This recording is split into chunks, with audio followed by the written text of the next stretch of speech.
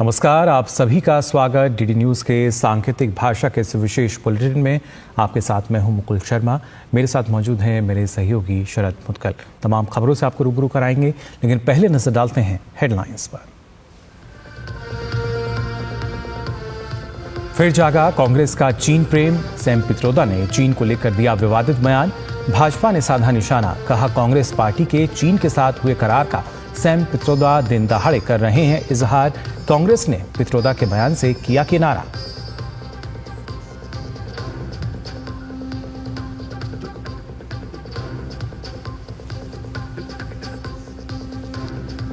महाकुंभ में बढ़ती भीड़ के मद्देनजर रेल मंत्रालय का बड़ा फैसला।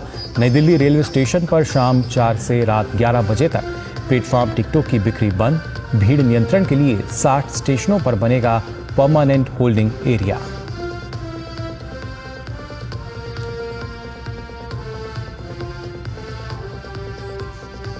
दिल्ली में शपथ ग्रहण की तैयारियों को लेकर भाजपा प्रदेश अध्यक्ष वीरेंद्र सचदेवा ने बुलाई बैठक।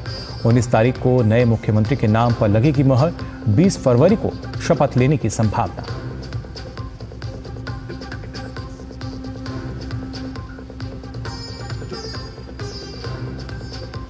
पीएम मोदी के वादे के मुताबिक दिल्ली में यमुना की सफाई अभियान हुआ शुरू। 3 साल में साफ करने का लक्ष्य। अतिरिक्त मुख्य सचिव की अगुवाई में अधिकारियों और कर्मचारियों की टीम उतरी मैदान पर।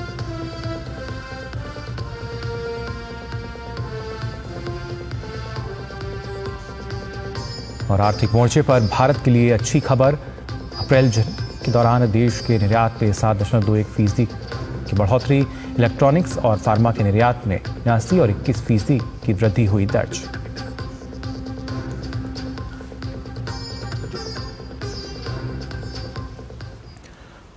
और आइए अब खबरें देखते हैं विस्तार से। भाजपा नेता सुधांशु त्रिवेदी ने सैम पित्रोदा के विवादित बयान पर निशाना साधते हुए कहा कि इस तरह के बयान भारत की अस्मिता, कूटनीति और भारत की संप्रभुता पर बहुत गहरा आघात हैं।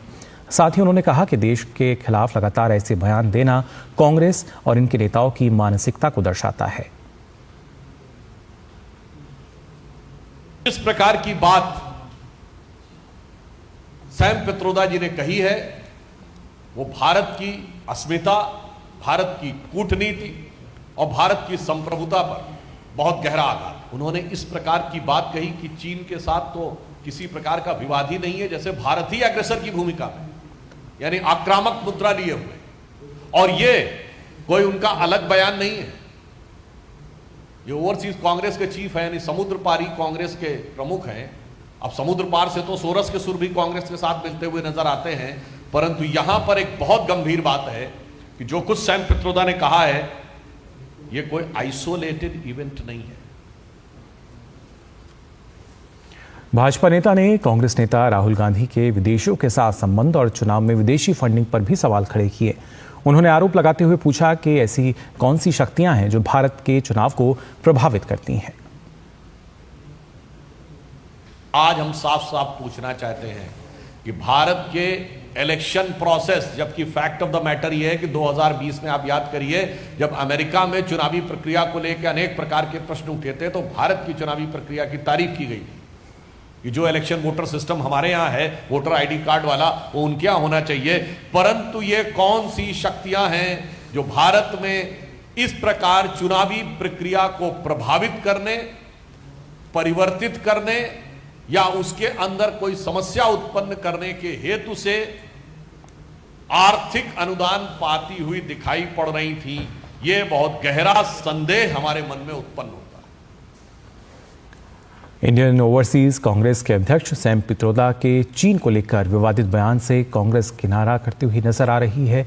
कांग्रेस नेता जयराम रमेश ने कहा कि पित्रोदा के कथित विचार निश्चित रूप से भारतीय राष्ट्रीय कांग्रेस के विचार नहीं हैं। जयराम रमेश ने वक्तव्य जारी करते हुए कहा कि चीन हमारी विदेश नीति, बाह्य सुरक्षा और आर्थिक क्षेत्र में सबसे बड़ी चुनौती बना हुआ है। और आइए बात करते हैं दिव्य भव्य महाकुंभ की।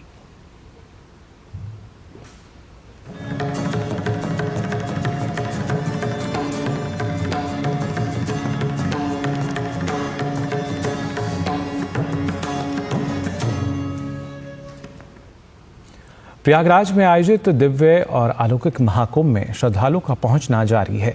महाकुंभ में पवित्र स्नान करने वाले स्नार्थियों की संख्या 53 करोड़ के पार पहुंच चुकी है। आज महाकुंभ में दोपहर 2 बजे तक 92.50 लाख लोगों ने स्नान किया।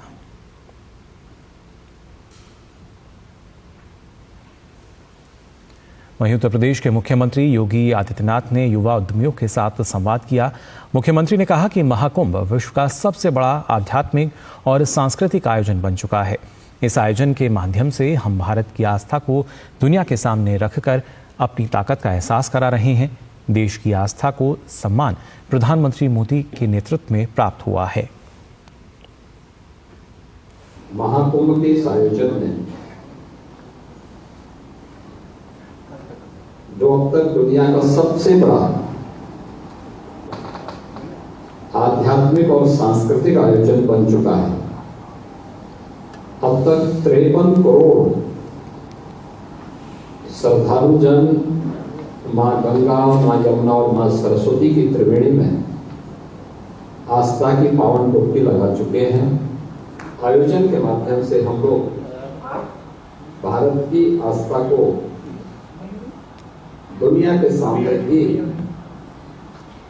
दिखा करके अपनी ताकत का एहसास भी करा रहे हैं। पिछले 10 वर्ष के अंदर देश के अंदर एक माहौल खड़ा हुआ। पहली बार देश की आस्था को सम्मान प्रधानमंत्री मोदी जी की लीडरशिप में प्राप्त हुआ।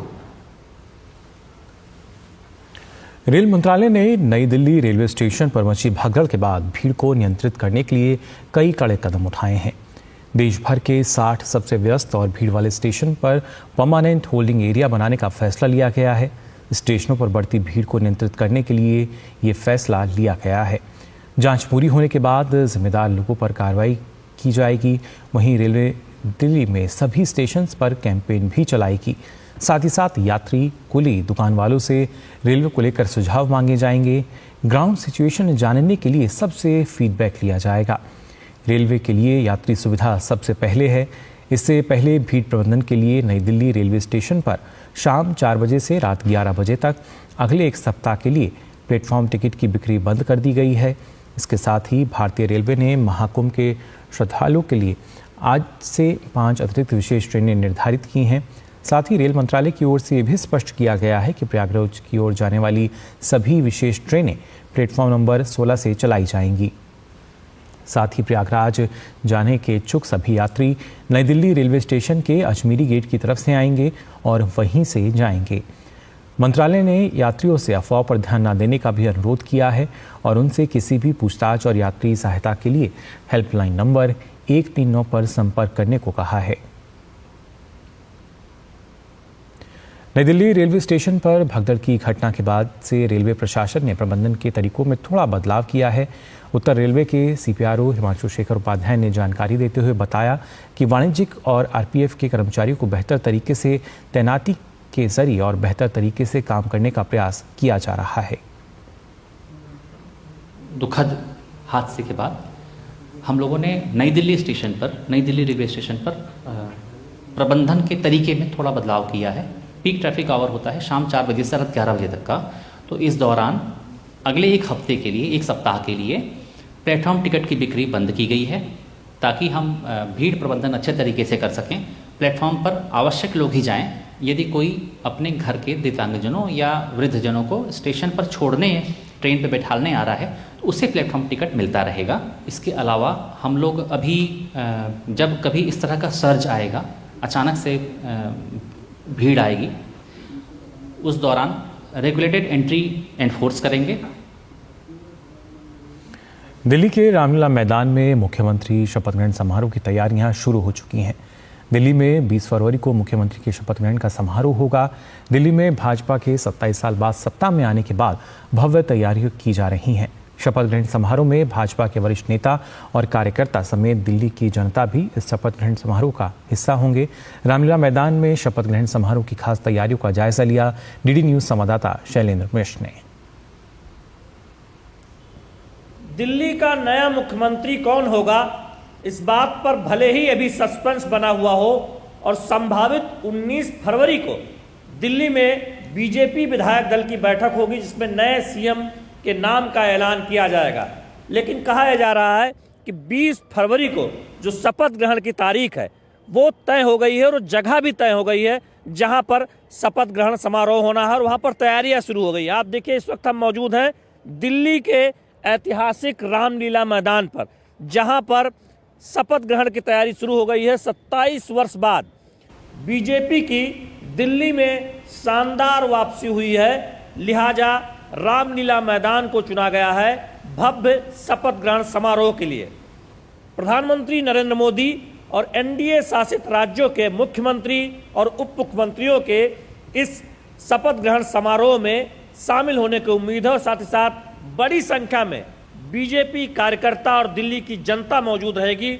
इसीलिए रामलीला मैदान को चुना गया है। तमाम वीवीआईपी मौजूद होंगे और मौजूद होगी दिल्ली की जनता। तो भले ही अभी सस्पेंस बरकरार है कि कौन होगा दिल्ली का मुख्यमंत्री, लेकिन जहां पर शपथ ग्रहण समारोह होना है वहां तैयारियां शुरू हो चुकी हैं दिल्ली के ऐतिहासिक रामलीला मैदान में। कैमरामैन राधे कृष्ण के साथ शैलेंद्र मिश्र, डीडी न्यूज, दिल्ली। तो एक तरफ दिल्ली के सीएम को लेकर तैयारियां, वहीं दूसरी तरफ दिल्ली के अपर मुख्य सचिव नवीन कुमार चौधरी ने यमुना का निरीक्षण किया। उन्होंने बताया कि यमुना नदी की सफाई का कार्य मिशन मोड पर जारी है। साथ ही हमारा लक्ष्य है कि अगले 3 साल से पहले सफाई का काम पूरा कर लिया जाएगा। सफाई के लिए हम अत्याधुनिक मशीनों का प्रयोग कर रहे हैं।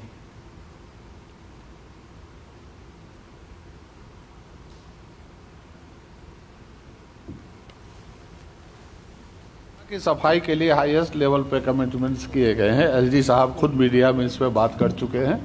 यमुना की सफाई 3 साल में पूरी की जाएगी। दिसंबर 2027 हमारा आउटर डेडलाइन होगा और हमें कॉन्फिडेंस है, एडमिनिस्ट्रेशन को कॉन्फिडेंस है कि हम इसको दिसंबर 2027 से पहले पूरा कर लेंगे। हमें 3-4 काम करने होंगे इसके लिए। एक तो जो आप अभी देख रहे हैं 7 बड़ी मशीनें लगी हुई हैं, जो यमुना में जितना भी सॉलिड वेस्ट है, कचरा हो गया, लकड़ी के सामान हो गए, पूजा सामग्रियाँ हो गई, वीड्स निकल आए हैं, जंगल निकल आए हैं, जलकुंभियाँ हैं, उनको निकाल रही हैं, बाहर कर रही हैं। दिल्ली में 22 नाले यमुना नदी में गिरते हैं।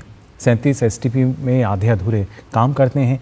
1000 से अधिक कॉलोनियों का सीधा कचरा यमुना में प्रवाहित होता है। ये बात कही है पर्यावरण डॉक्टर अनिल गुप्ता ने। अनिल गुप्ता से बात की हमारे संवाददाता धीरज कुमार ने। पर्यावरणविद डॉक्टर अनिल गुप्ता मौजूद हैं, उनसे हम बात करेंगे। सर, एक बहुत प्रभावी मुद्दा है कि यमुना जो कि एक तरीके से हम कह सकते हैं कि मरने के कगार पे है दिल्ली, कैसे हो इसकी सफाई? पिछले 10 वर्षों से जब यमुना पल्ला पे एंटर करती है तो उसका डिजोल ऑक्सीजन 9 से 12 होता है। फीकल कोलीफॉर्म उसका 1000 से 1500 के बीच होता है। पीएच कंट्रोल है, बीओडी सीओडी कंट्रोल्ड है और वो जल आचमन लायक होता है। पर जब यमुना के अंदर जो दिल्ली के 22 नाले उसमें डायरेक्टली गंदगी डालते हैं, जो 37 एसटीपी प्लांट है जिनमें से आधे अनट्रीटेड या सेमी ट्रीटेड सीवरेज उसमें जाता है, जो वहाँ पर कुछ बस्तियाँ बसी हुई डालती हैं, तो यमुना मृत प्राय हो जाती। कहाँ सरकार ने चूक की है या पिछली सरकारों ने इसको ध्यान में नहीं दिया, क्या है ये मुद्दा? देखिए, अपर यमुना टीटी के तहत मिनिमम 1000 क्यूसेक्स दिल्ली को यमुना का जल मिलता है और जब यमुना दिल्ली को छोड़ती हैं ओखला के बाद तो इनको मिनिमम 500 क्यूसेक्स उनको वापसी करना पड़ता है। ये सारी जितनी भी रिवर होती है उनकी टीटी होती है। कैसे इसका सॉल्यूशन हो, कैसे यमुना को साफ किया जाए, तो ये इसका कुछ प्लानिंग है आपके जिम्मे में कि या कैसे हो सकता है, इसके बारे में थोड़ी सी जानकारी आप दे सकते हैं? देखिए, जितने नाले यमुना में गिरते हैं वो गिरने से पहले टैप्ड हो, उनकी गंदगी निकाली जाए और बिना गंदगी के वो नाले सेमी ट्रीटेड करके एक मिनिमम उसके आउटलेट के पैरामीटर है तभी यमुना में डले। पहली बात, जो एसटीपी प्लांट हैं जो दिल्ली जल बोर्ड चलाता है 37, वो 37 के 37 काम करें ढंग से। अभी जो रिपोर्ट है 19 वो अनट्रीटेड या सेमी ट्रीटेड पानी डाल रहे हैं, ये सरकार के हाथ में।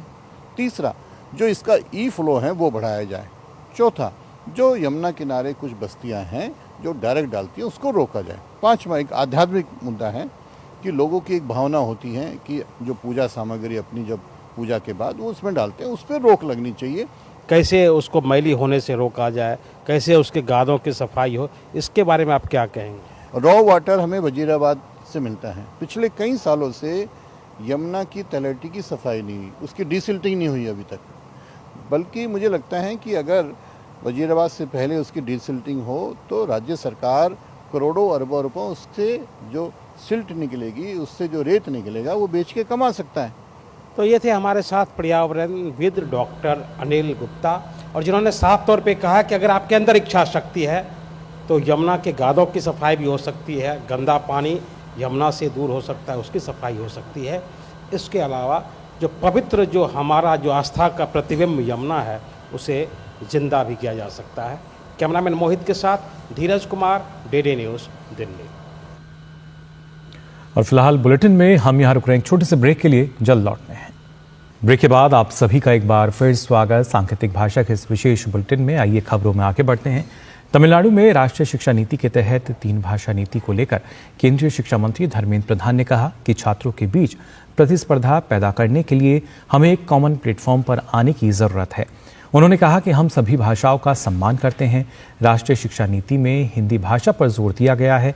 तमिल हमारी सभ्यता की एक प्राचीन भाषा है, लेकिन अगर तमिलनाडु का छात्र कई भाषाएं सीखेगा तो इसमें क्या गलत है।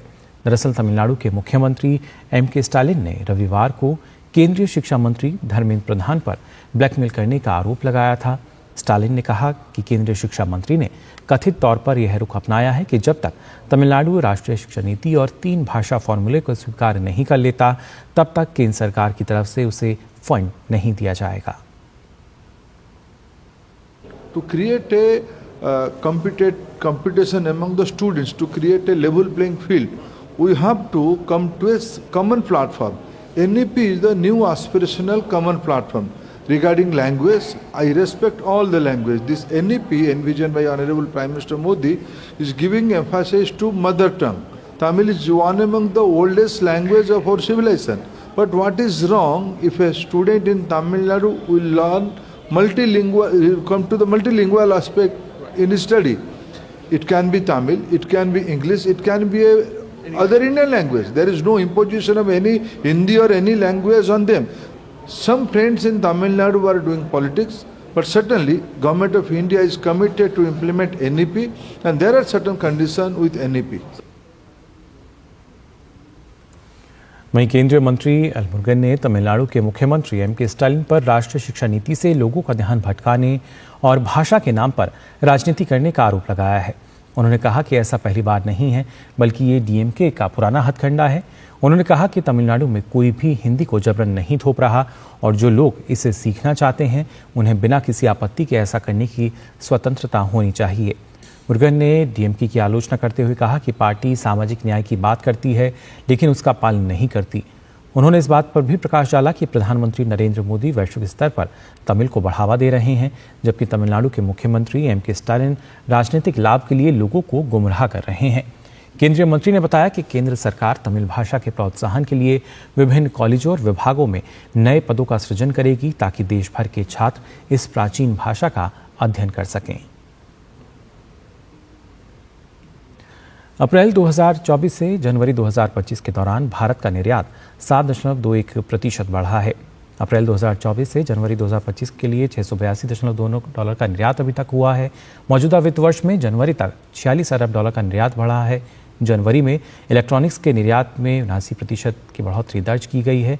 जनवरी में फार्मा के निर्यात में 21.46% की वृद्धि हुई है।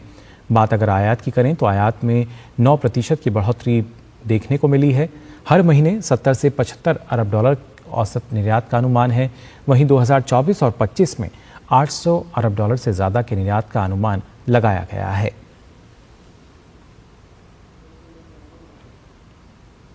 केंद्रीय वित्त मंत्री निर्मला सीतारमण ने मुंबई में एक प्रेस कॉन्फ्रेंस में भारतीय लघु उद्योग विकास बैंक के महत्व पर बोलते हुए कहा कि सिडबी जैसी संस्था जो मुख्य रूप से पुनर्वित्त संस्थान के रूप में काम करती हैं, उसे छोटे और मध्यम उद्यमों की ऋण ज़रूरतों की गहरी समझ होती है।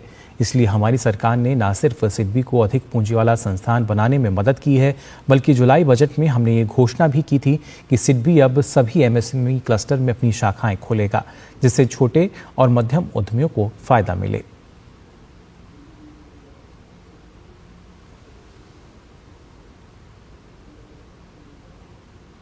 The Small Industry Development Bank of India is very well placed as an institution to understand the credit requirements of MSMEs. The cycle of business which MSMEs go through is very different from the large businesses. And when public sector banks deal with it, they do understand, they extend it accordingly. However, when a SIDBI-like institution, which is otherwise a refinance institution, does it themselves, the understanding about the credit requirements of small and medium industries are better understood. So we have not only given them greater capital resources, but also announced in the July budget, which we'll be following up, that SIDBI will now be opening up branches in every MSME cluster. Delhi NCR में आज लोगों की नींद भूकंप के झटकों के साथ खुली। इस दौरान कुछ आवाज़ें भी सुनी गईं, जिसकी वजह से लोग कुछ देर के लिए दहशत में आ गए। सुबह 5:36 पर ये झटके महसूस किए गए। नेशनल सेंटर फॉर सिस्मोलॉजी के अनुसार दिल्ली और इसके आसपास के इलाकों में 4 की तीव्रता का भूकंप दर्ज किया गया। भूकंप का केंद्र दिल्ली में ज़मीन से 5 किलोमीटर की गहराई में था। अब तक भूकंप में किसी भी तरह के हताहत होने की कोई खबर नहीं है। दिल्ली, नोएडा, गाजियाबाद और गुरुग्राम समेत अलग अलग इलाकों में भूकंप के झटके महसूस किए गए। दिल्ली पुलिस ने भी एक्स के जरिए उम्मीद जताई है कि सभी लोग सुरक्षित हैं। दिल्ली पुलिस की ओर से कहा गया है कि लोग आपातकालीन सहायता के लिए 112 यानी 112 डायल करें। इस बीच लोगों में जिस वजह से डर ना हो, इसलिए नंबर दिया गया है। वहीं यहाँ से सीमा सुरक्षा बल और बॉर्डर गार्ड बांग्लादेश के बीच 55वां महानिदेशक स्तरीय सीमा समन्वय सम्मेलन शुरू हो रहा है, जिसके लिए बीजीबी का प्रतिनिधिमंडल 4 दिवसीय यात्रा पर दिल्ली में है। ये सम्मेलन सीमा संबंधी मुद्दों पर चर्चा करने और दोनों सीमा सुरक्षा बलों के बीच बेहतर समन्वय के लिए आयोजित किया जा रहा है। सम्मेलन के दौरान बांग्लादेश स्थित शरारती तत्वों द्वारा बीएसएफ कर्मियों और भारतीय नागरिकों पर हमले की रोकथाम, सीमा पार अपराधों को कैसे रोका जाए, बॉर्डर फेंस का निर्माण, बांग्लादेश में भारतीय विद्रोही समूह के खिलाफ कार्रवाई पर चर्चा की जाएगी। पिछला बीएसएफ बीजीबी सीमा समन्वय सम्मेलन ढाका में आयोजित किया गया था।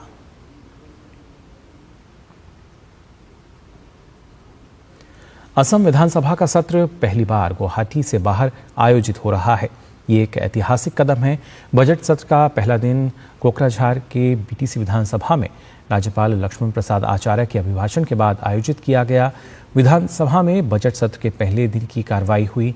बजट सत्र के पहले दिन परंपरागत रूप से दिया जाने वाला राज्यपाल का अभिभाषण एक प्रमुख आकर्षण रहा। राज्य के इतिहास में ये पहला मौका है जब दिसपुर के बाहर बजट सत्र आयोजित किया गया है। बजट सत्र का शेष भाग गुवाहाटी में स्थायी विधानसभा भवन में आयोजित किया जाएगा। इससे पहले मुख्यमंत्री हिमंता बिस्वा शर्मा ने कहा था कि बजट सत्र में 6ठी अनुसूची क्षेत्रों के प्रशासन को मजबूत करना एक प्रमुख एजेंडा होगा। विशेष बैठक बोडोलैंड प्रादेशिक परिषद विधानसभा भवन में आयोजित की जा रही है। असम के वित्त मंत्री अजंता नियोग 10 मार्च को वार्षिक बजट पेश करेंगे। आसाम विधानसभा का अधिवेशन आसाम विधानसभा के बाहर कोकराझार बीटीसी के विधानसभा में हो रहा है। ये एक बहुत सुंदर पहल है और इससे कई वर्षों से अशांति अंचल शांति की ओर जो भारतीय जनता पार्टी के नेतृत्व में जो दिल्ली सरकार है, प्रधानमंत्री नरेंद्र मोदी, गृह मंत्री अमित शाह और असम के मुख्यमंत्री डॉक्टर हिमंता बिस्वा शर्मा के नेतृत्व में और प्रधानमंत्री और गृह मंत्री जी के आशीर्वाद से इस क्षेत्र में शांति आई है। ये शांति स्थायी शांति हो, चिरस्थायी शांति हो, इसके लिए हम काम कर रहे हैं। तो फिलहाल के लिए सांकेतिक भाषा के इस विशेष बुलेटिन में बस इतना ही। मुझे और मेरे सहयोगी शरद मुदगल को दीजिए अनुमति। नमस्कार।